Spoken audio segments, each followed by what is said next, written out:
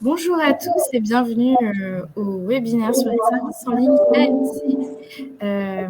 Voilà, donc je vous rappelle les bonnes pratiques, mais je pense que vous les connaissez déjà tous. Il y aura une session de questions-réponses à la fin du webinaire, mais n'hésitez pas durant la présentation à poser vos questions dans l'onglet qui est dédié dans questions. Voilà, et puis Enora, Christophe, je vous laisse la main. Oui, merci Manon. Bonjour à tous, bienvenue dans le webinaire « Les services en ligne AMC, ce sont vos clients qui en parlent le mieux », organisé dans le cadre des JNI, dans les Journées nationales industrielles par l'ANS et le GIE Sésame Vital. Donc c'est Christophe Lapierre qui va présenter ce webinaire. Donc, il est directeur des systèmes d'information de santé à la Mutualité française, donc FNMF, membre de l'Inter-AMC. Donc, on va être ensemble pendant 1 heure pour parler des services en ligne AMC Ville, Dentaire et ROC. Et donc, si vous avez un chat, n'hésitez pas à poser vos questions. On pourra répondre à des questions soit en cours de webinaire, soit à la fin, comme l'a dit Manon. Et donc, voilà, je te laisse la parole, Christophe. Ah, allume ton micro.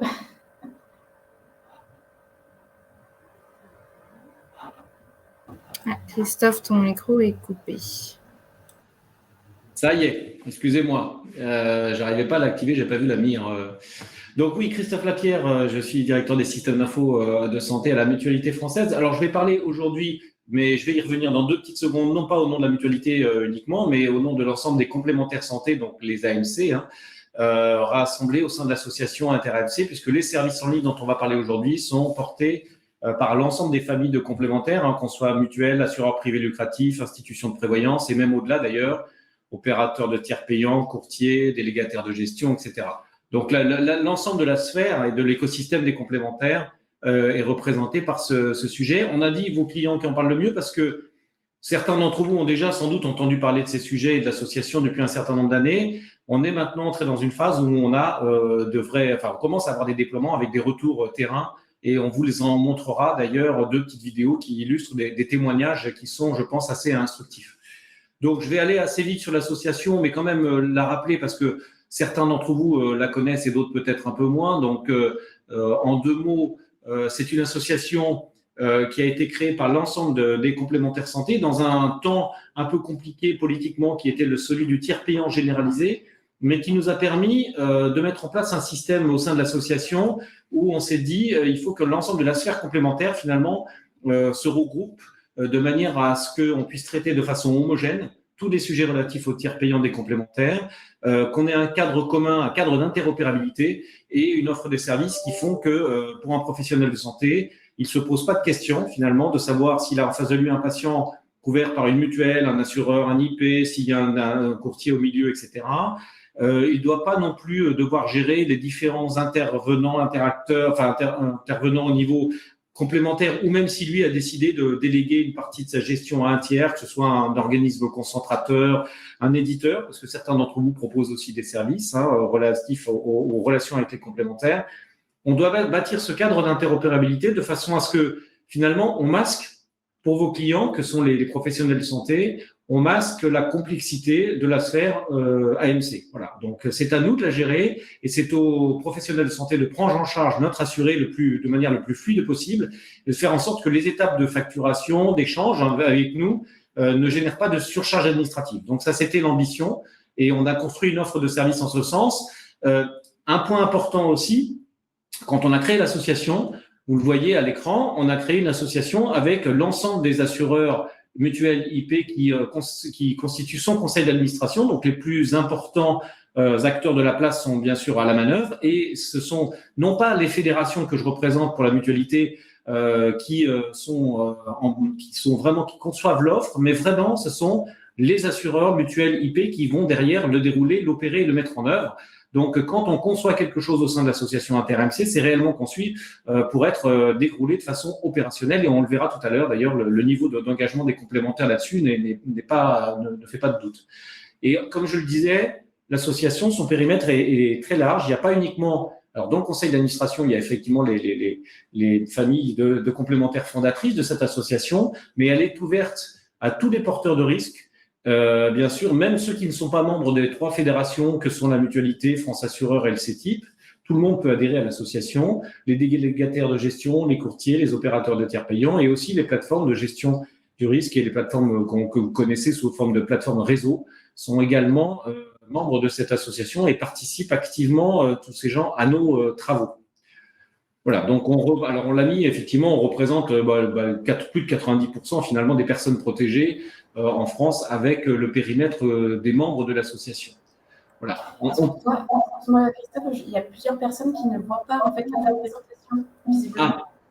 Alors, s'ils ne voient pas la présentation, je ne peux rien faire parce que c'est pas moi qui projette, j'ai juste la main pour passer les slides. Donc maintenant, je ne sais pas si tu peux. J'interromps juste pour qu'on mette ça en place. Je m'en occupe. Merci.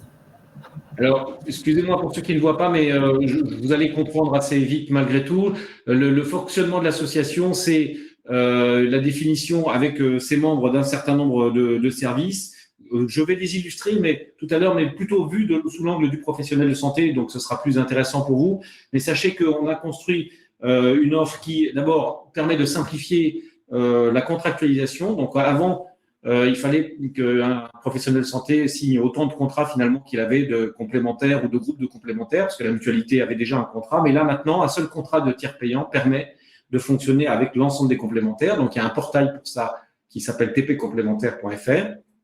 Le professionnel de santé peut signer en ligne et de façon dématérialisée avec sa carte CPS. On a une assistance téléphonique si besoin qui répond aux questions des professionnels. On a un certain nombre de normes de services en ligne sur lesquelles je vais revenir, donc on va illustrer, donc je ne m'étends pas là-dessus. Et des briques aussi techniques, un annuaire notamment qui permet de paramétrer l'ensemble des aspects techniques qui permettent à vos logiciels d'interroger les complémentaires. On a mis aussi en place quelque chose d'important. Vous connaissez, je pense tous assez bien le CNDA. On a le pendant finalement pour les complémentaires santé, c'est-à-dire qu'on leur demande de vérifier la conformité. On la vérifie auprès d'un laboratoire indépendant, la conformité des développements en fait des complémentaires santé sur les cahiers des charges des services en ligne qu'on a mis en place. Donc une complémentaire ne peut pas démarrer ses services en ligne si elle n'est pas conforme. Voilà. Et il y a le contrôle aussi de la conformité éditeur en s'appuyant alors là plutôt sur le CNDA. On est aussi fortement partenaire donc de nos amis du GIE qui organise ces journées avec l'ANS. Le GIE est très très très impliqué dans les projets de l'association. Ce sont eux qui élaborent les cahiers des charges techniques que vous trouvez ensuite d'ailleurs, dont vous vous servez éventuellement. Certains d'entre vous l'ont déjà fait pour développer nos services en ligne. On utilise un certain nombre d'intermédiaires, mais là je vais pas revenir sur ces intermédiaires. Mais Kereval, pour information, c'est le laboratoire de conformité AMC que j'évoquais tout à l'heure, qui est aussi un partenaire très, très important. ProBTP est un de nos membres de l'association qui, lui, a développé le portail de contractualisation. Voilà, il y a d'autres intervenants. Et ensuite, bien sûr, tout ce travail-là n'est pas possible sans un relais important vers nos propres mutuelles, assureurs IP. Donc là, ce sont les fédérations qui ont créé l'association qui se chargent de refaire le lien vers la sphère des complémentaires quand il y a des difficultés, quand il y a des interrogations, ou bien même nous, les mutuelles, on les accompagne aussi beaucoup dans le déploiement de ces services en ligne dans leur propre système d'information, sachant que vous avez pour vous, sur les aspects techniques, le GIE César Vital qui aussi, lui, est en mesure de vous assister sur les cahiers des charges. Est-ce qu'on a résolu le problème de projection? Oui, c'est résolu. Ah, super. Merci. Je continue donc. Voilà, donc l'offre de l'Inter-AMC, donc aujourd'hui, alors on est parti sur un périmètre initialement à la création de l'association qui était très très politique, si j'ose dire, puisque c'était l'agenda politique du tiers payant généralisé. On avait ciblé assez paradoxalement finalement les professions qui étaient le moins appétentes au tiers payant, les médecins pour ne pas les citer, mais on se devait nous, et on en avait pris l'engagement auprès des pouvoirs publics, de construire une offre de service. Ce qu'on a d'entrée de jeu, c'est de dire, on va cibler bien sûr les médecins, mais aussi les professions qui sont très demandeuses de tiers payants et qui ont des difficultés avec les complémentaires. Donc, vous les voyez pour la ville, les auxiliaires, les sages-femmes, les centres de santé médicaux, en plus des médecins. Et depuis, on a enrichi l'offre et on va vous présenter maintenant, juste après, un certain nombre d'illustrations de cette offre sur la partie hôpital. On est en train de déployer très, très majoritairement depuis cette année le projet ROC, donc la facturation hospitalière, la dématérialisation du tiers payant à l'hôpital. Et on a aussi publié cet été une nouvelle norme aussi, alors dans la suite de la réforme du 100% santé d'ailleurs, mais pas uniquement, pour la partie dentaire, et j'en dirai 2 mots à la fin de cette présentation. À chaque fois, en fait, on s'est appuyé sur, je dirais, 3 composantes majeures que vous allez voir ensuite dans le déroulé de la présentation. On a harmonisé l'ensemble des attestations de tiers payants des complémentaires. Donc, il y a maintenant un support de droit avec un contenu qui est toujours à peu près le même, et aussi un data matrix, donc un flashcode ou un équivalent. Je ne reviens pas sur les différences techniques, mais qui permettent d'acquérir en fait les données de l'attestation de façon automatisée. L'objectif étant qu'un professionnel de santé n'ait pas besoin de ressaisir des informations. Ensuite, on peut enchaîner sur un certain nombre de services en ligne qui sont en amont de la facturation et qui permettent de rassurer le professionnel de santé sur l'existence d'une complémentaire d'une part, et même d'obtenir avant de facturer une garantie de paiement, ce qui est quand même un élément clé pour l'ensemble des professionnels de santé. Et ensuite, on enchaîne sur le processus de facturation plus classique, où on revient dans la sphère Sésame Vital bien connue, où on est sur des facturations avec des RE et les retours, les RSP, dans le jargon Sésame Vital, qui ont été harmonisés d'ailleurs non seulement entre toutes les complémentaires, mais également avec l'AMO sur un certain nombre d'éléments, dont je pense notamment à tout ce qui est référence de virement.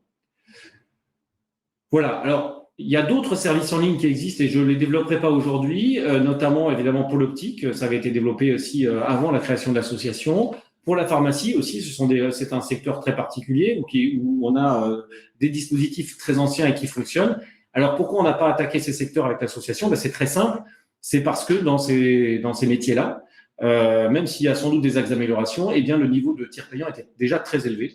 Et il reste d'ailleurs très élevé toujours aujourd'hui. Donc, on s'est évidemment focalisé à la fois sur les enjeux politiques de l'époque et sur les domaines où nos assurés ont besoin de tiers payants et où l'offre est faible. Donc, aujourd'hui, on est vraiment concentré sur la ville, sur l'hôpital.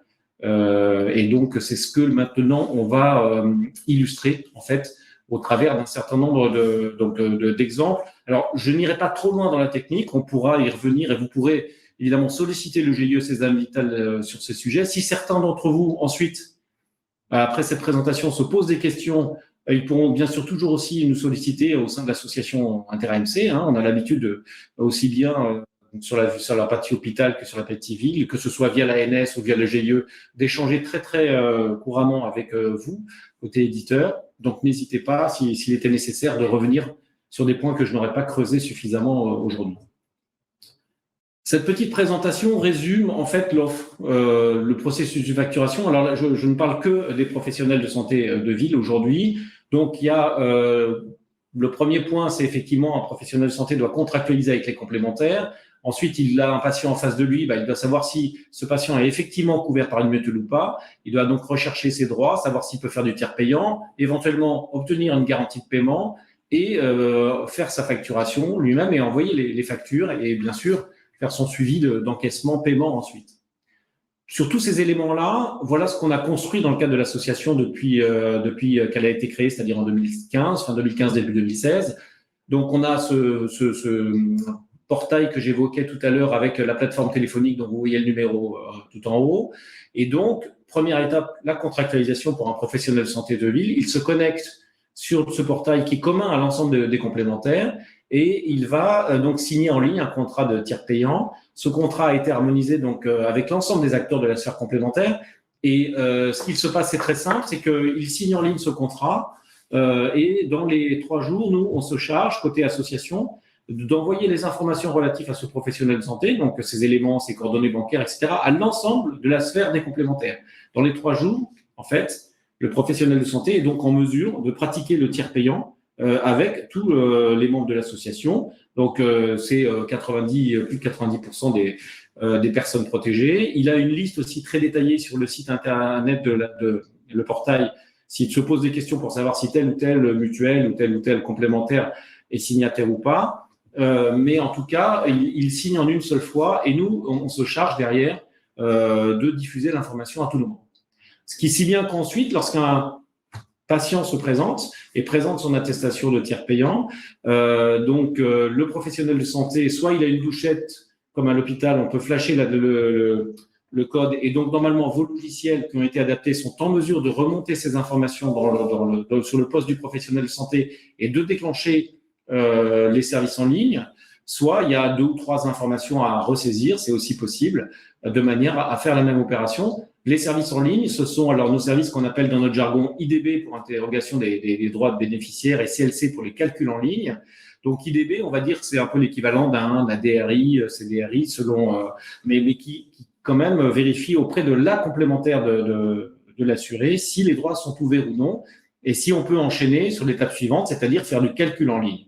L'IDB ne donne pas de garantie de paiement à un professionnel de santé, mais au moins on sait tout de suite si y a une complémentaire et si les droits sont ouverts. Parce que si jamais le service IDB dit non, la complémentaire n'existe pas, c'est pas une erreur, hein, c'est simplement que peut-être le patient a présenté une mauvaise attestation parce que entre-temps il a changé de contrat complémentaire, ou alors que effectivement il a cessé de payer ses cotisations, ou bien il a pris l'attestation de l'année dernière. Enfin voilà. Donc au moins il n'y a pas de risque. Le professionnel de santé, c'est que là il y a une impossibilité de faire le tiers payant. Mais si jamais la réponse est bien sûr positive, on enchaîne sur du calcul en ligne. Et là, en fonction des informations renseignées par le professionnel de santé sur les actes pratiqués, etc., en temps réel, la complémentaire est capable de répondre sur le montant pris en charge. Et elle va répondre 2 choses. Elle va répondre le montant effectivement qu'elle prend en charge en fonction des garanties qui sont dans le contrat de l'assuré dont il est question, du patient.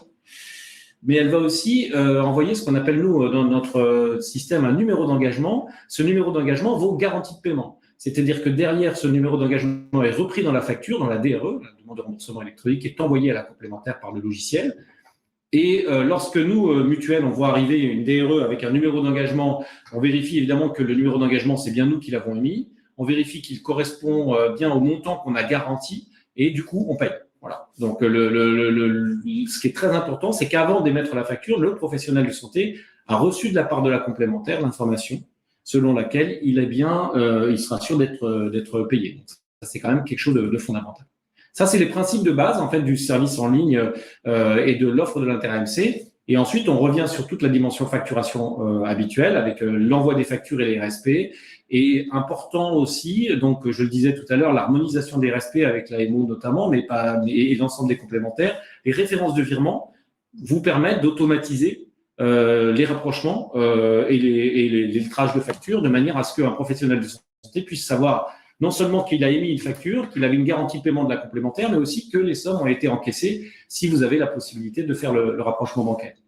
Voilà, donc l'offre, vous voyez qu'elle a été conçue de bout en bout, depuis la contractualisation jusqu'au pointage des factures quasiment, avec le souci de faire en sorte que ce soit toujours le même système, quelle que soit la complémentaire qui est en face, que ça ne génère pas d'étapes administratives supplémentaires, et bien sûr qu'on fasse une dématérialisation pure et qu'il y ait aussi des gains en termes de gestion, non seulement pour les professionnels de santé, mais aussi pour les complémentaires que nous sommes, puisque nous sommes aussi toujours en recherche d'amélioration, de fluidification du parcours et d'amélioration de nos processus de gestion.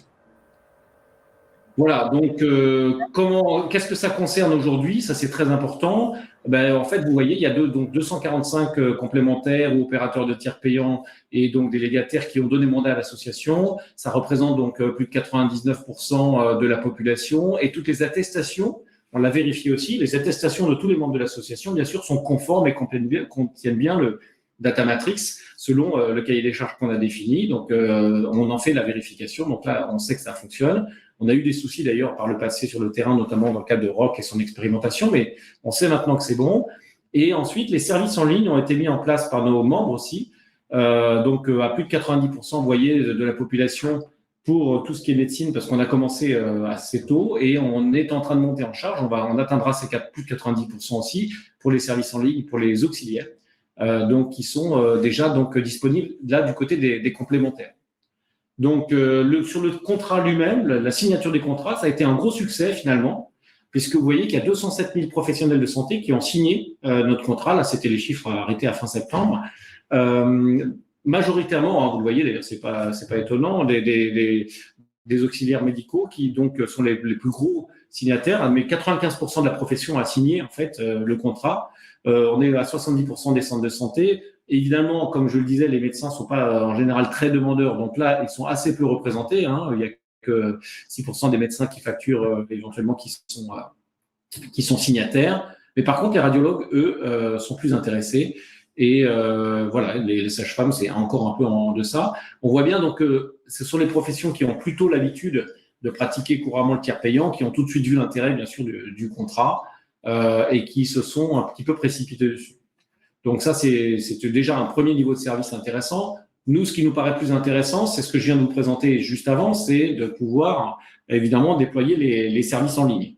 Et alors là, on est un petit peu frustré, si j'ose dire, mais certes, vous vous reconnaîtrez, un certain nombre d'entre vous, puisque vous voyez le déploiement des services en ligne côté logiciel. Bon, on a mis quelques éditeurs agréés là sur le côté, mais on trouve, nous, et on est un peu en attente là-dessus, on trouve que bien sûr sur le terrain, les services en ligne ne se déploient très peu. Alors il y a plein de raisons, pour ça je ne vais pas trop les détailler, mais vous voyez que les parts de marché, là on a repris les parts de marché finalement des logiciels qui ont obtenu les agréments quand même auprès du CNDA sur nos services en ligne. On a une cible potentielle assez forte, notamment sur la partie auxiliaire, ce qui est bien parce que comme c'est eux qui ont signé majoritairement nos contrats, ça nous intéresse.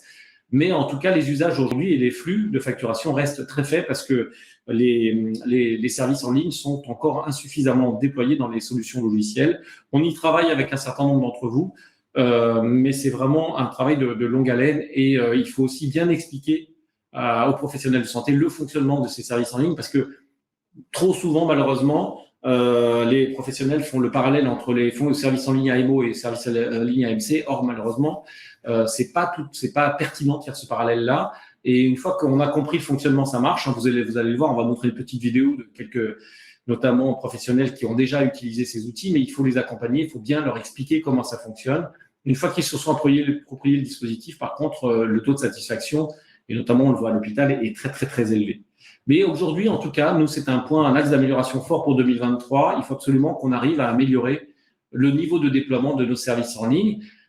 Point aussi important, il n'y a aucune obligation réglementaire, aucune obligation de type réglementaire, quelle qu'elle soit, pour un professionnel de santé d'utiliser bien sûr les services en ligne, pour vous, les éditeurs ou industriels de les déployer.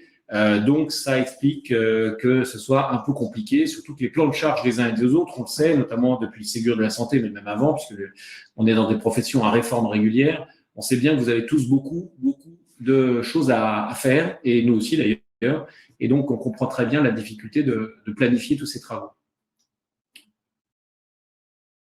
Voilà, j'ai parlé pas mal. Ce que je vous propose maintenant, c'est avant de passer peut-être à une séance d'échange, première séance d'échange sur ces services en ligne ville, de vous montrer une petite vidéo qu'on a tournée auprès de médecins, 2 médecins en l'occurrence, qui ont adopté ces services en ligne et qui les ont mis en œuvre et qui témoignent pour expliquer ce que ça leur apporte.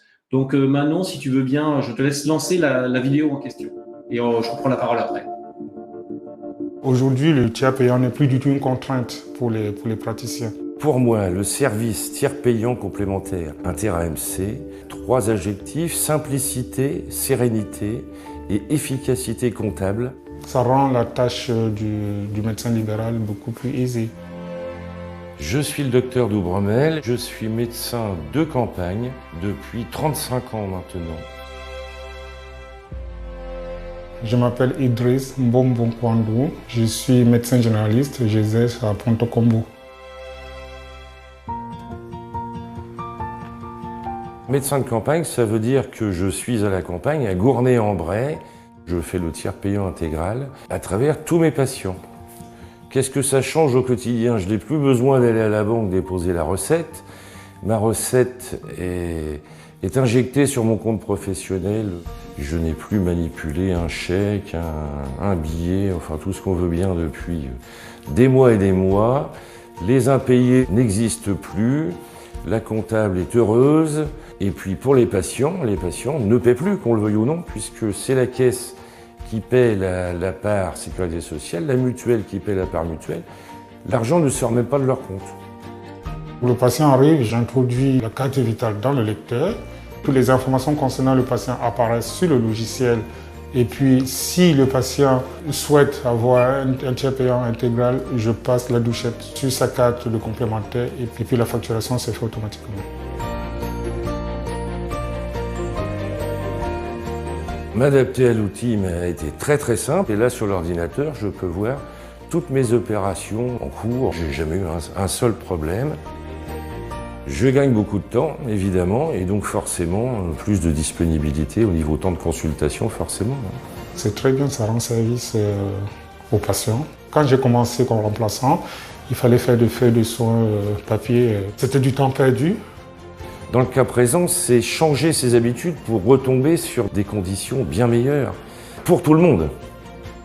C'est la rapidité, c'est l'efficacité, c'est la satisfaction des patients.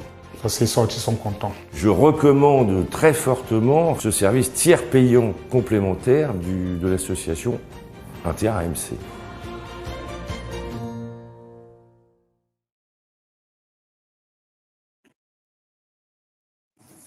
Voilà, merci Manon. Vous voyez, on a des commerciaux de choc. Le docteur Doubrevel a fait une petite recommandation à la fin, on ne lui avait pas forcément demandé, mais c'est intéressant parce que c'est une profession, comme je vous le disais, qui est quand même assez peu appétente sur le tiers payant, mais dans certaines situations, dans certains lieux d'exercice notamment, on sait bien que c'est quand même un sujet. Je pense qu'il le dit bien, hein, le docteur Doubrevel, donc quand on peut le faire et qu'on le fait de cette façon-là, en effet, c'est quand même l'illustration de ce qu'on a essayé de faire, hein, donc un service fluide. Le patient, nos assurés sont bien pris en charge et donc le médecin, lui, à la fois une visibilité sur ses paiements et n'a pas besoin de tâches administratives supplémentaires, ce qui était quand même aussi la demande des représentants des médecins à l'époque et qui le reste aujourd'hui, que ce soit les médecins ou les autres professions de santé. On va le voir sur le projet ROC, un peu c'est la même logique et la même demande. Alors peut-être consacrer un peu de temps à des questions s'il y en a ou si vous avez des remarques avant de parler de l'hôpital. Sur le chat. Alors, il a répondu tout à l'heure partiellement sur l'ouverture aux fournisseurs. Il parlait de choix politiques, en fait, que ce n'était pas forcément prévu. Ah oui. Oui. Alors, les fournisseurs, bah oui, d'ailleurs, c'est des discussions qu'on a actuellement. En effet, on n'a pas démarré là-dessus, historiquement. L'ensemble des services en ligne qu'on a, on les adapte et vous allez le voir comment on l'a fait tout à l'heure, je vous montrerai sur le dentaire. On est en train d'y travailler et pour tout vous dire, c'est un sujet qu'on a à l'ordre du jour du conseil d'administration de l'association du mois de décembre. On réfléchit, on a rencontré un certain nombre de professions pour voir comment l'enchaînement des services en ligne qu'on a prévu pourrait s'adapter à votre profession, enfin à la profession des fournisseurs. Quand je dis fournisseurs, c'est hors optique audio, hein, hors optique audio. Et donc, oui, il y a quelque chose de prévu.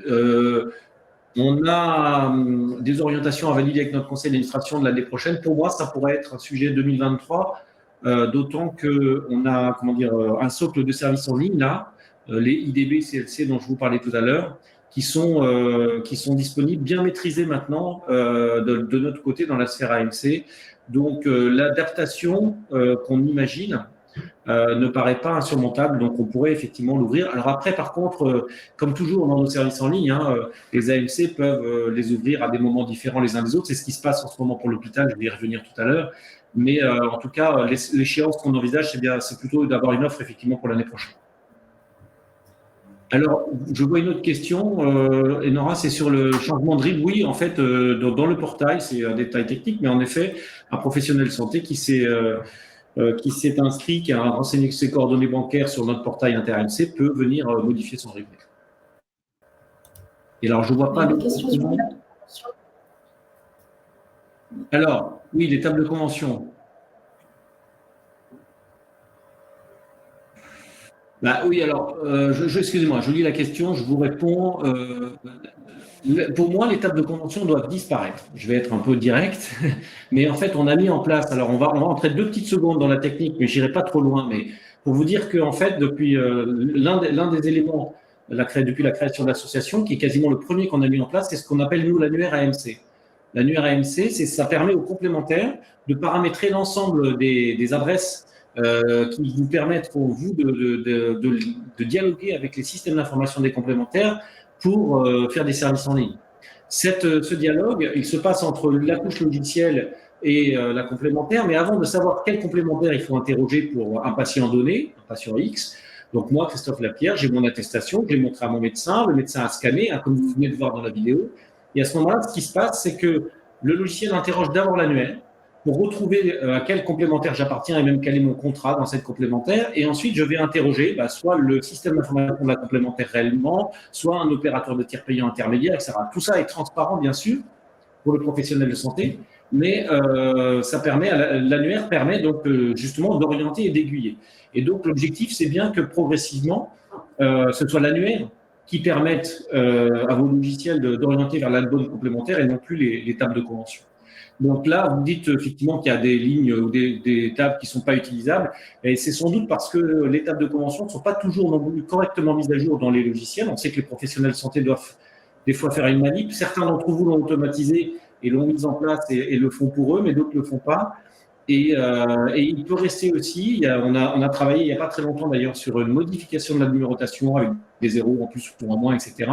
Il peut rester en effet dans les tables de convention des fois des référentiels ou des identifiants incorrects.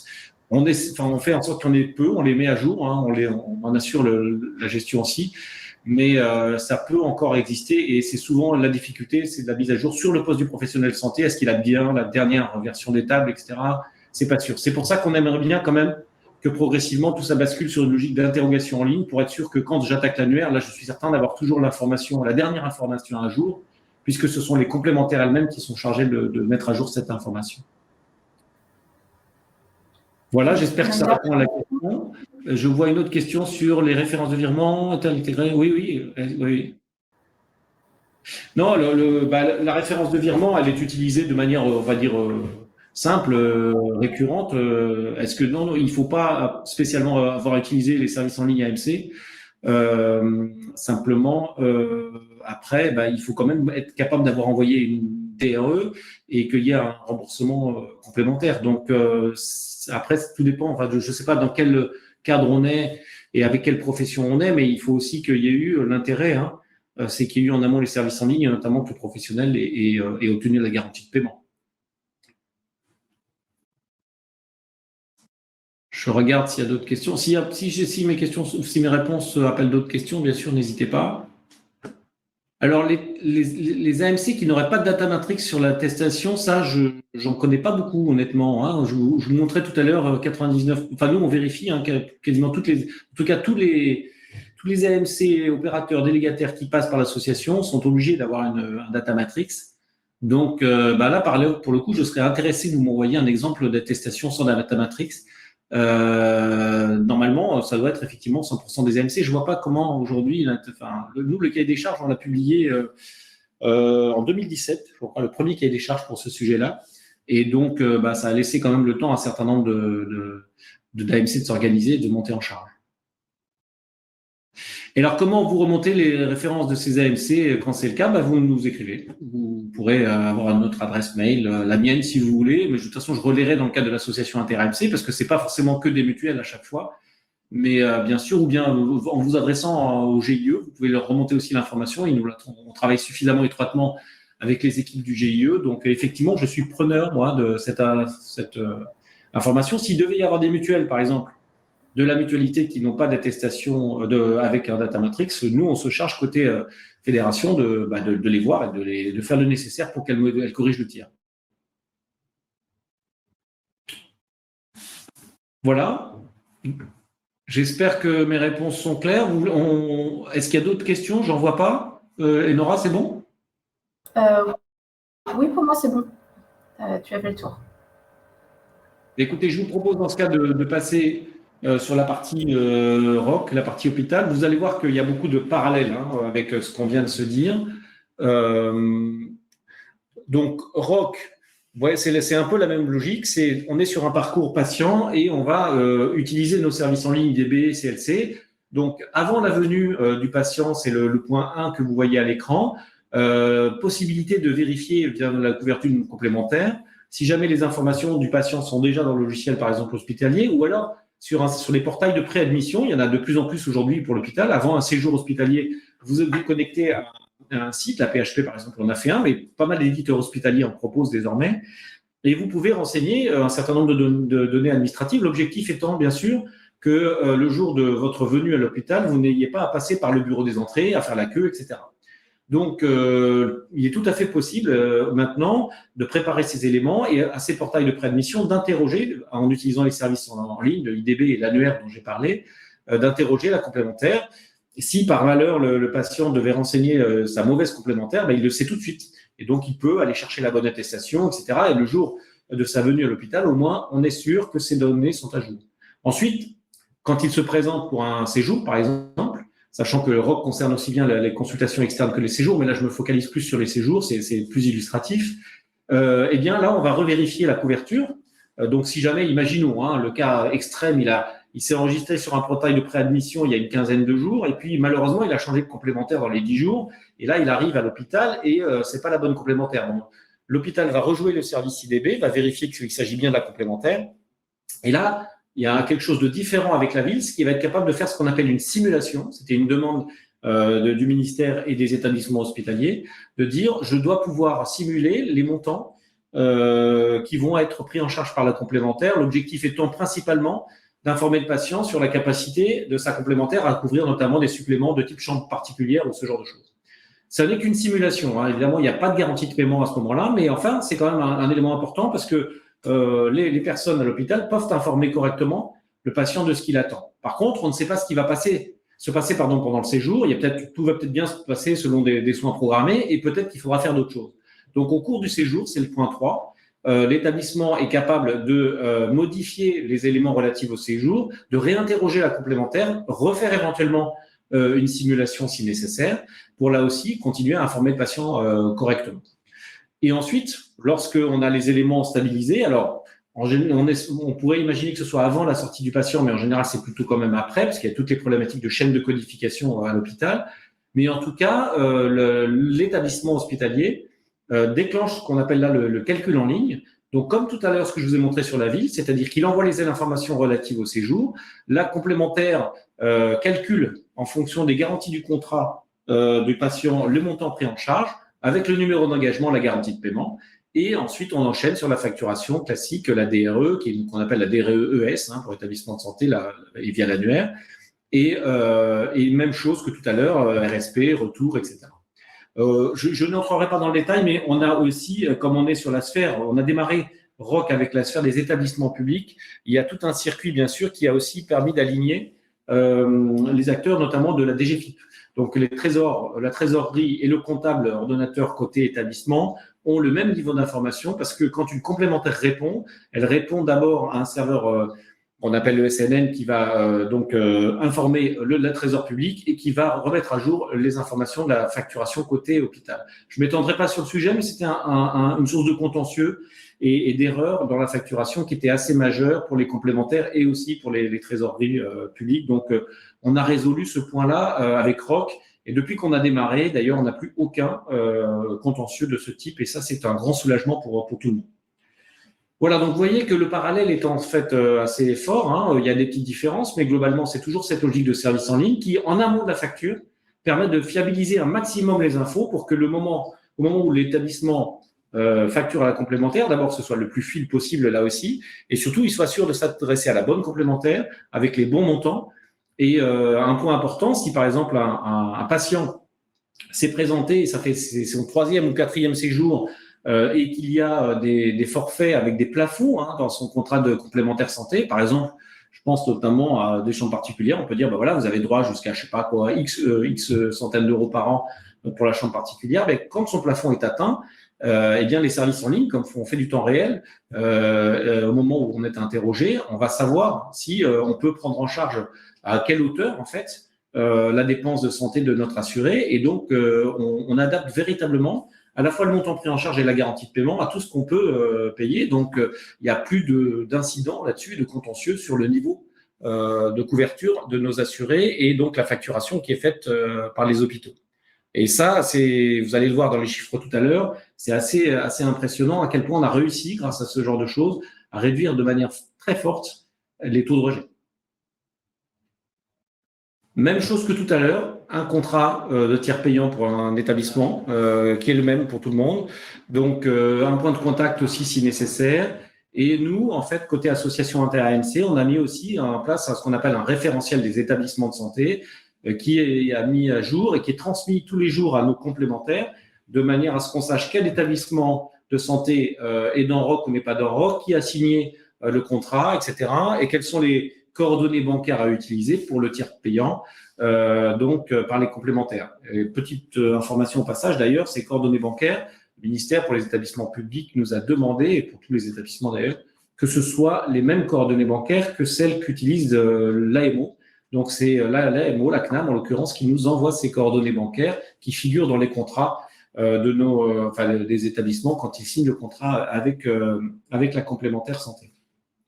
Avec l'association InterMC d'ailleurs, puisque c'est l'association qui signe pour le compte de chaque complémentaire. Je vous ai mis ici quelques informations assez récentes du déploiement en fait du système ROC. Donc pour l'instant, comme je le dis, on n'est que sur le périmètre MCO, ACE, donc consultation externe et séjour, établissement public et privé non lucratif. Donc vous voyez qu'on a aujourd'hui 80 établissements en production, il y en a un peu plus d'une centaine en préparation. Les organismes complémentaires, on est à peu près une trentaine d'organismes qui représentent 54% en fait des assurés français. Donc ça veut dire que nos complémentaires, toutes les complémentaires ne sont pas encore conformes et capables de faire ROC, mais tous les établissements hospitaliers non plus. Donc on est dans une phase de montée en charge. Le déploiement a démarré cette année avec une organisation très structurée, un pilotage du ministère de la Santé, un très fort appui de l'ANS auprès des établissements hospitaliers et de certains d'entre vous, les éditeurs. Le cahier des charges aussi qu'on a élaboré nous, dans tous les groupes de travail, parce qu'on a mené des expérimentations pendant près de 4 ans, publiées par le GIE César Vital, qui fait aussi l'appui auprès des éditeurs sur ces sujets-là, et un opérateur national de déploiement qui a été désigné par le ministère de la Santé pour aller voir chaque établissement, lui expliquer le dispositif ROC, le former avant ROC, et donc il y a un certain nombre d'étapes à remplir, le préparer, et c'est pour ça que vous voyez 123 établissements en préparation, parce que ce sont 123 établissements qui sont maintenant dans une programmation de déploiement, de montée en charge. On a une très forte montée en charge prévue l'année prochaine, 2023, donc avec plusieurs, je pense qu'on sera à plus de 200 établissements, peut-être même 300. Ça dépend aussi du plan de déploiement de vous, côté éditeur système d'information hospitalier, mais vous avez normalement tous été contactés par l'opérateur national de déploiement et vous avez déjà une feuille de route. Et donc, vous voyez, on a recité un certain nombre d'éditeurs qui sont déjà conformes ROC. Là, vous les voyez, CEPAGE, Téléluce, Hexagone, Intersystem, Encare et BP. Donc sur la version de déploiement de ROC est ce qu'on appelle la version 1. Donc ces 5 éditeurs représentant l'essentiel des volumes de la facturation hospitalière. Mais tous n'ont pas encore déployé sur l'ensemble de leurs clients. Donc on est en phase de déploiement. C'est pour ça que vous voyez aujourd'hui le nombre d'établissements. On a déjà traité un peu plus de 300 000 dossiers, vous le voyez, on surveille très étroitement les performances des services en ligne et les niveaux derrière de paiement et de rejet. Et vous voyez qu'on atteint donc des délais très, très satisfaisants pour les services en ligne et les web services, donc c'est moins de 4 secondes. Des délais de paiement qui en sont de l'ordre de 5 jours, 4,6 au dernier pointage, et des taux de rejet de facture qu'on a divisé par 100 quasiment, puisque maintenant on est à 0,3% de taux de rejet. Je dirais que c'est un peu normal parce que comme on vérifie tout, comme je vous disais tout à l'heure, avant d'envoyer la facture, on a quand même beaucoup moins de surprises à l'arrivée. Mais enfin, c'était important de le tester, de le voir. Et c'est donc ce tableau-là que je vous montre, que l'on suit très régulièrement avec la DGOS, l'opérateur national de déploiement, et l'ensemble des fédérations hospitalières, maintenant qui sont aussi associées au projet, parce que depuis 1 an, on a signé ce qu'on appelle l'accord cadre, entre la DGOS, la DGFIP, l'ensemble des complémentaires santé et l'ensemble des fédérations hospitalières qui suivent ce projet de façon très, très étroite pour voir comment ça se passe dans leurs établissements. Voilà, donc on a plutôt des résultats plus qu'encourageants. Les retours terrain sont aussi très très bons. On était dans une journée du CNEH, donc qui est un organisme de formation qui, il n'y a pas si longtemps, a organisé une journée sur la facturation, et les bureaux des entrées, les établissements qui ont témoigné de l'utilisation de ROC, parlent d'un réel changement. On modifie complètement le mode de fonctionnement de la relation qu'on avait avant avec les complémentaires et on est dans une fluidité et dans une facilité qu'elles ne connaissaient pas. Certains ont dit, alors je ne sais pas si c'est transposable à tous les établissements, mais que quand un assuré, un patient se présente au bureau des entrées, on a pu réduire jusqu'à près de 30 minutes son temps de passage. Vous verrez la petite vidéo, il y a un témoignage juste après aussi d'établissement qui montrent qu'il y a quand même effectivement un gain réel en termes de prise en charge. Et c'est quand même aussi tout l'objectif. Donc, c'est plutôt très encourageant pour nous et on va continuer évidemment dans cette voie. Le déploiement, voilà, ça c'est la projection de la DGOS sur le nombre d'établissements. Donc, vous voyez, on avait prévu d'être à peu près 200, à peu près une centaine d'établissements en fin d'année. Il y en a avec les 80 en cours et les 123 en préparation, on devrait être un peu moins de 100 à la fin de l'année. Mais la montée en charge va être très forte sur le premier semestre de l'année prochaine. Parce qu'en fait, un certain nombre d'éditeurs ont déjà intégré finalement les services en ligne et font ce qu'on appelle de la production sous surveillance avec un certain nombre d'établissements. Et sitôt qu'on aura validé un certain nombre de fonctionnements et qu'on aura, on va dire, un parc suffisamment satisfaisant d'établissements et d'AMC, eh bien le déploiement des versions et l'ouverture des flux ne dépendra plus que des hôpitaux qui seront déjà équipés. Donc, ça peut aller relativement vite. Évidemment, il faut que les équipes hospitalières elles-mêmes soient disponibles et prêtes pour ce faire. Mais le planning de l'OMD est assez encourageant pour l'année prochaine. Et côté complémentaire, la montée en charge, elle est telle qu'on la prévoit nous, elle est celle-là. Donc, je vous le disais, là, vous voyez, à T3 2022, on est à presque 54% de la population couverte. On sera à peu près, effectivement, à 65% en fin d'année, 60%, on va dire, parce que ça bouge un peu tout le temps. Hein. Parce que là, ça dépend aussi, pareil, des complémentaires qui passent en conformité et qui obtiennent leur conformité pour déployer. Demain, normalement, par exemple, pour vous donner un exemple, dans la sphère mutualiste, la MGEN démarre ROC. Donc, vous voyez, c'est aussi des acteurs. AG2R pour les IP a démarré cet été. AXA vient d'obtenir sa conformité aussi. Donc, on a des acteurs majeurs qui sont maintenant dans le dispositif et qui font qu'on va être capable, effectivement, l'année prochaine, d'atteindre en fin d'année prochaine plus de 90% aussi des assurés qui seront couverts par ROC. Et je sais que c'est une attente très forte des établissements hospitaliers.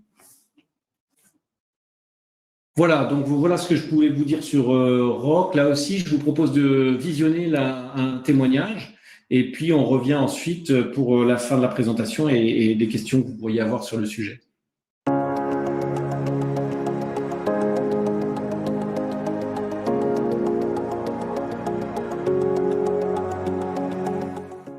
Alors depuis la mise en place de ROC, lorsque le patient vient faire sa préadmission, nous pouvons interroger sa mutuelle et connaître ses droits immédiatement.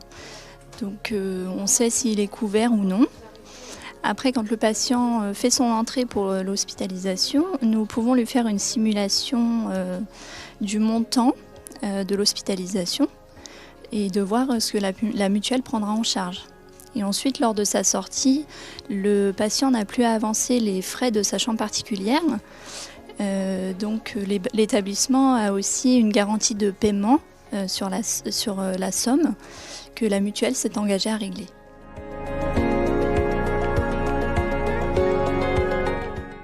Donc en tant que bénéfice au niveau de ROC, donc pas au niveau déjà du patient, on peut lui faire son tiers payant systématiquement. Et pour nous, on a un gain de temps au niveau grâce à la duchette et le QR code. Et ensuite, on gagne aussi du temps, nous, derrière, en cas de rejet. Car là, on sait automatiquement si le patient cotise encore pour cette mutuelle au cas où s'il y a une rupture. Et si le patient a oublié sa carte de mutuelle, nous, ça nous évite également d'appeler en back-office. Si on voit que dans le passé, il était à cette mutuelle, on peut interroger et savoir vraiment s'il cotise encore à celle-ci.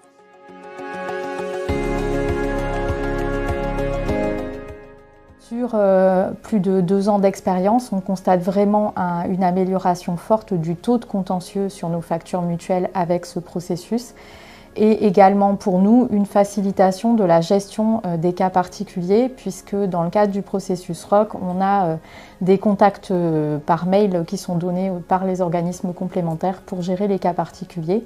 Donc de ce point de vue-là également, le circuit pour l'instant est bien rodé et nous apporte vraiment un plus en termes de gestion de contentieux et de recouvrement de factures.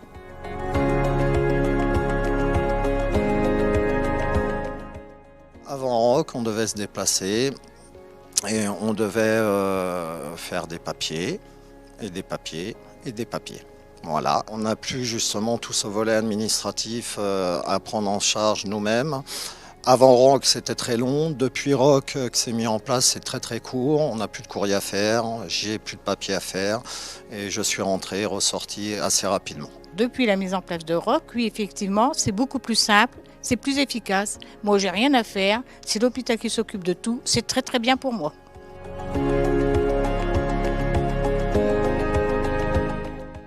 Facilité, c'est un gain de temps, c'est très efficace et c'est représentatif des droits du patient.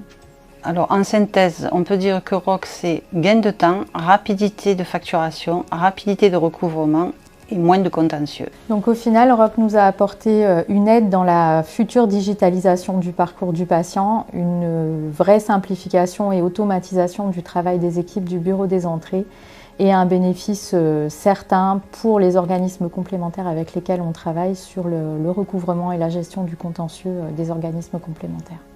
Les avantages sont importants et nettement supérieurs aux charges de mise en place du projet ROC au sein du bureau des entrées et de la facturation.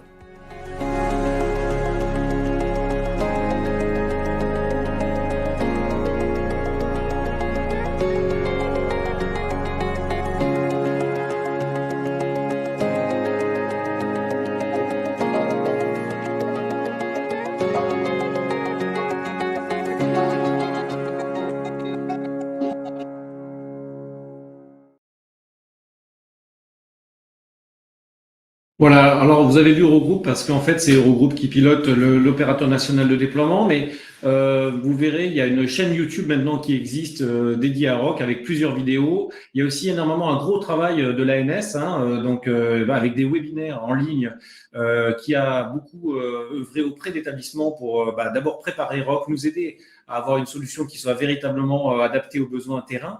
Et qui a développé donc toute une série de formations en ligne, de webinaires qu'on peut consulter sur leur site. Donc, je vous invite, pour ceux que ça intéresse et qui ne le connaissent pas, à regarder tout ce contenu qui est quand même extrêmement riche et surtout, on entend véritablement les besoins et les témoignages de ceux qui travaillent au jour le jour sur ces sujets et qui ont des approches extrêmement pragmatiques et très concrètes. Et je trouve que tout le travail qui a été fait autour de ce sujet côté établissement par l'ANS est très précieux. Donc, vraiment, le contenu en ligne est aussi très riche. Donc, vous voyez qu'on a aussi une certaine, je trouve, correspondance entre le témoignage de nos médecins et le témoignage des hospitaliers qui visent bien, qui sont vraiment en phase avec les objectifs qu'on avait de fluidifier le parcours, réduire les délais de prise en charge, réduire les contentieux, moins de charges administratives et derrière, effectivement, moins de gestion à la fois pour les professionnels de santé et aussi pour nous, les complémentaires. Hein. On y a tout intérêt. Donc ça, c'est, je pense, là-dessus, quelque chose d'important.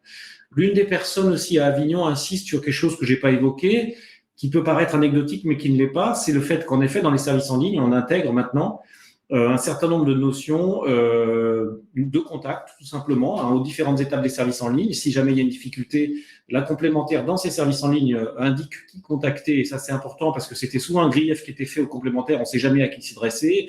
Je m'adresse à la mutuelle, elle me dit que c'est l'opérateur, je m'adresse à l'opérateur, elle me dit que c'est un tiers, etc. Et donc je tourne en rond. Là maintenant, dans les services en ligne, il y a des contacts. Ça peut paraître anodin, mais ça ne l'est pas du tout en termes de gestion au quotidien. Donc, c'est comme quelque chose d'important. Je ne vais pas y revenir, c'est un sujet un peu plus technique encore, mais dans ROC, on gère aussi les différences entre ce qu'on appelle, nous, les opérateurs, les porteurs de risques, les débiteurs, etc., ce qui pouvait aussi générer en d'autres temps des contentieux ou des incompréhensions et qui nous faisait tous perdre beaucoup de temps. Voilà, vous voulez qu'on prenne un petit peu, on a encore le temps effectivement pour quelques questions autour de ROC. J'en vois une, si je ne me trompe pas. Lecture Data Matrix peut-elle permettre d'incrémenter la table AMC de la solution logicielle, y compris pour les AMC non encore ROC? Alors, là, si je comprends bien, on est plutôt sur la couche logicielle de l'établissement hospitalier. Vous lisez un Data Matrix et vous voulez alimenter une table. Là, je vous invite à discuter avec l'ANS là-dessus, parce qu'il y a eu des travaux qui ont été faits sur ce sujet. Parce qu'il y a aussi effectivement des référentiels AMC, il y a ce qu'on appelle des tables de débiteurs, enfin il y a pas mal de choses qui ont bougé en la matière. Sur le plan purement technique, oui, vous pouvez le faire, mais je pense qu'il y a des bonnes pratiques à creuser et à récupérer auprès de l'ANS sur le sujet. C'est Florian Cateau, je ne sais pas s'il est connecté ou mais qui pourra vous renseigner sur ces sujets-là. Si vous avez du mal à trouver l'information, vous pouvez revenir vers nous. Voilà, je ne sais pas s'il y a d'autres questions sur ROC. Et Nora, tu vois quelque chose ou pas, non? Oui, ça vient d'arriver. Que vont devenir les organismes concentrateurs techniques? Alors, les organismes concentrateurs techniques dans la sphère hospitalière, je suppose. Donc, vous pensez sans doute à des opérateurs comme Catrax ou des gens comme ça. Eh ben, écoutez, moi, sur l'apport de valeur qu'ils peuvent avoir auprès des établissements, c'est à eux de la définir. C'est vrai qu'ils ont construit toute l'offre d'échange et toute la prise en charge, la délégation finalement qui leur a été faite aujourd'hui sur le fait qu'il y avait toutes ces difficultés que Rock surmonte désormais. Je sais qu'un certain nombre d'entre eux développent des offres alternatives ou des services de délégation complète ou autres. C'est vrai que forcément, la mise en place de ces services en ligne, avec la disparition des contentieux qu'on est en train d'évoquer, leur donne moins de travail, ça c'est très clair. On les a rencontrés à plusieurs reprises, on les connaît, ils connaissent bien le projet, ils savent très bien de quoi il s'agit. Donc, je pense que leur modèle doit effectivement évoluer. Il y a encore un peu de travail parce que, comme je le disais, tous les établissements ne sont pas dans ROC et tous les AMC non plus. Donc, un établissement qui bascule dans ROC aujourd'hui va devoir gérer à la fois du ROC et du non-ROC, de même qu'un AMC qui démarre ROC aussi va avoir des hôpitaux qui sont déjà dans ROC et des hôpitaux qui sont hors ROC. On a tous l'objectif avec le ministère, l'opérateur national de déploiement et l'ANS et GIE aussi de réduire ce temps de double circuit, mais il faut que quand même tout le monde monte en charge. Et pendant ce double circuit, je pense aussi que nos organismes concentrateurs ont encore du travail. Alors, je vois une autre question. Existe-t-il une table de correspondance numéro d'AMC, nom de l'AMC, afin de pouvoir afficher le nom de l'AMC? Alors là, oui, normalement, oui, il n'y a pas de difficulté là-dessus. Afficher le nom de l'AMC, je ne vois pas d'obstacle. Non, il n'y a pas de problème. Alors, table de correspondance, pour moi, il faudra que je revérifie, mais pour moi, ces éléments-là sont véhiculés dans la norme. Là, on est peut-être sur une couche un peu technique. Donc, si vous n'arrivez pas à trouver l'information, là, revenez vers nous en dehors de cette réunion, mais normalement, ce n'est pas du tout un souci. Voilà, il ne nous reste pas beaucoup de temps. Je crois qu'on doit boucler dans 3 minutes, c'est ça? Donc, je vais juste vous donner une illustration des travaux qu'on mène et de la perspective qu'on a dans l'association Inter-AMC pour l'année 2023. Vous donner une illustration très rapide de ce qu'on a fait, notamment sur le dentaire. En fait, on a mélangé, alors le slide est un peu lourd, mais je vais le commenter très vite. On a mélangé ce qu'on fait sur la ville et sur l'hôpital. C'est ça qu'on voulait vous dire. C'est pour vous montrer aussi que quand on réfléchit sur les services en ligne, il y avait une question pour les fournisseurs, on y travaille, on essaie de faire en sorte qu'on reprend toujours ces socles de services en ligne, mais qu'on essaie de les adapter aux différentes professions, aux différents contextes. Là, on avait sur le dentaire, on a besoin d'une prise en charge qui ressemble à la ville sur les soins conservateurs, les soins opposables. Et donc, on a fait la même logique. Je fais mon interrogation en ligne, je fais mon calcul, je fais ma facture avec la garantie de paiement, etc. Mais sur les soins prothétiques, on avait des besoins un peu différents, avec des plans de soins. Des plans de soins qui peuvent durer sur un certain temps, qui peuvent être interrompus, qui peuvent être modifiés. Le patient peut changer de complémentaire en cours de route, etc. Tous ces éléments-là, on les a pris en compte, on les a traités. Et on a mis en place une norme, effectivement, qui mélange un petit peu ces deux approches, entre guillemets ROC, d'une certaine façon, pour la partie soins prothétiques, avec des logiques de simulation et de prise en charge, et la partie ville, avec, on va dire, le courant sur les soins conservateurs. Donc, vous voyez qu'on est capable de mettre en place ces normes et de les faire évoluer en fonction des spécificités des professionnels de santé. On a présenté ces normes, donc bien sûr à un certain nombre d'éditeurs, peut-être que certains sont présents, et à l'ensemble aussi des syndicats des professionnels dentaires, en leur montrant ce qu'on avait prévu. On l'a conçu aussi beaucoup en s'appuyant sur des professionnels de terrain. Nous, en mutualité, on a des centres de santé dentaires qui nous ont beaucoup aidés, mais la norme s'applique bien sûr aussi au libéral. Et donc, on est capable, vous voyez, de mettre en place des offres comme celle-là. Et j'espère que bientôt, on pourra présenter des choses, alors peut-être moins touffues, mais pour d'autres professions à l'avenir. Donc, on avance bien. On a plusieurs sujets 2023. Certains sont liés d'ailleurs au GIE. Je pense à l'application Carte Vitale. On est très impliqué avec le GIE dans l'association Inter-AMC pour travailler sur quel sera le volet complémentaire santé demain qu'il y aura dans l'application Carte Vitale. On va bien sûr poursuivre nos efforts de déploiement ROC, j'en ai suffisamment parlé, mais point important, on va étendre le périmètre de ROC, non seulement aujourd'hui aux activités MCO, mais demain aux activités de psy et de SSR, et on va ouvrir bien sûr la norme ROC qui a été publiée cet été pour aussi faire le psy SSR et les établissements privés lucratifs, donc les cliniques. On a une expérimentation à monter en 2023, on y travaille activement pour pouvoir demain faire ROC dans tous les établissements, qu'ils soient publics ou privés, psy, SSR ou MCO. Voilà, on aimerait bien, nous, je vous le disais tout à l'heure, hein, améliorer le déploiement de nos services en ligne de ville en ciblant bien sûr les professionnels de santé qui majoritairement ont adopté le contrat de tiers payant inter-AMC, donc les auxiliaires. Il n'y a pas d'exclusive. Hein, si jamais on a la chance d'avoir des éditeurs qui veulent déployer dans d'autres segments, on est très demandeurs.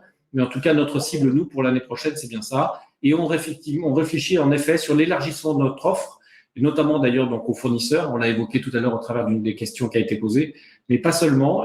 Donc, on est en réflexion constante pour voir comment améliorer nos services en ligne, soit en faisant de nouvelles versions, soit en proposant de nouveaux types de services en ligne aux différentes professions de santé. On disait tout à l'heure qu'il y a l'optique, l'audio, la pharmacie qui sont pas encore dans le périmètre de l'association inter-AMC. C'est des sujets qui sont en réflexion.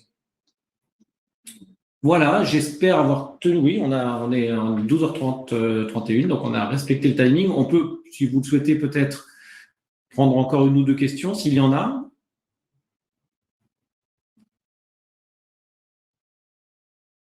Ah, vous me demandez de dévoiler les secrets de l'AppCV.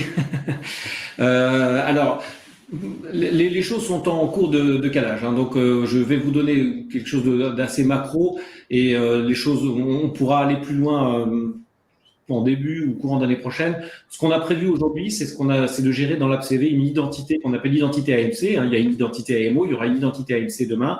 Et pour tout vous dire, l'identité AMC sera très proche de data matrix de l'attestation en fait. L'objectif pour nous, c'est que l'AppCV contienne toujours à jour les identifiants de la complémentaire du patient et que derrière, eh bien, grâce à l'AppCV, on transmette automatiquement cette information sur le poste de travail du PS, mais qu'ensuite, ce soit les services en ligne qui prennent le relais, les services en ligne que je viens de vous montrer. Donc, il y aura, on va dire, un contenu minimaliste même quasiment dans l'application, de manière à ce que l'information soit toujours à jour. Par contre, ce qui est important, c'est que quand l'assuré inscrira sa complémentaire pour lui ou pour ses bénéficiaires dans l'application Carte Vitale, il y aura un service en ligne qui vérifiera qu'il est en train d'enregistrer la bonne complémentaire et qu'il n'est pas en train, là aussi, de se tromper d'attestation, etc. Si bien que quand on se retrouve devant le professionnel de santé, on est sûr que l'AppCV qui envoie l'identité AMC sur le poste du PS envoie une identité AMC valable. Hein. Même si derrière, les services en ligne vont encore le vérifier, il fallait quand même qu'on s'assure que l'information de l'application Carte Vitale était fiable. Voilà tout ce que je peux vous dire aujourd'hui. Bon, il y a beaucoup à dire sur le sujet, mais en tout cas, c'est les orientations qu'on prend pour le moment.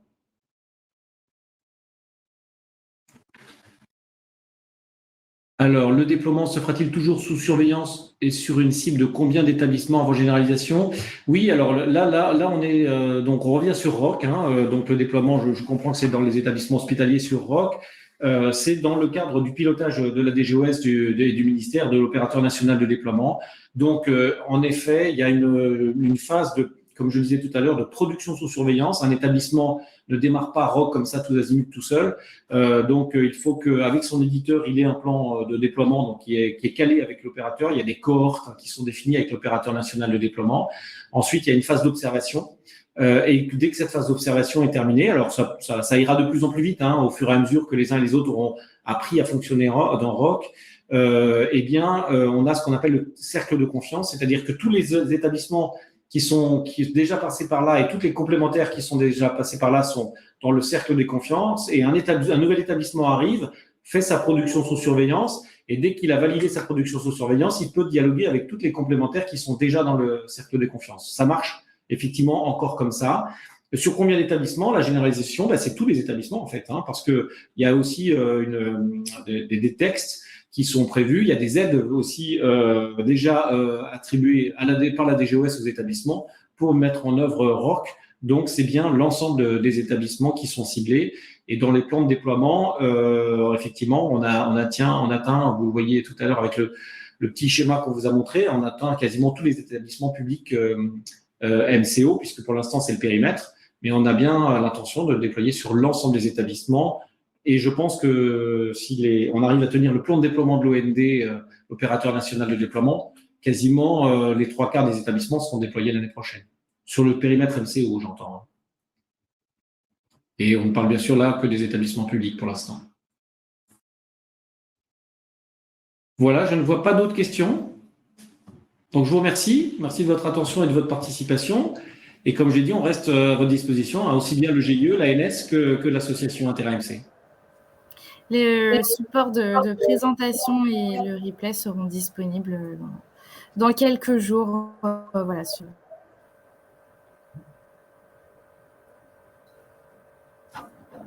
Merci à tous. Ouais. Merci. Merci, bonne journée. Au revoir. Au revoir. Bonne journée. Bonne journée.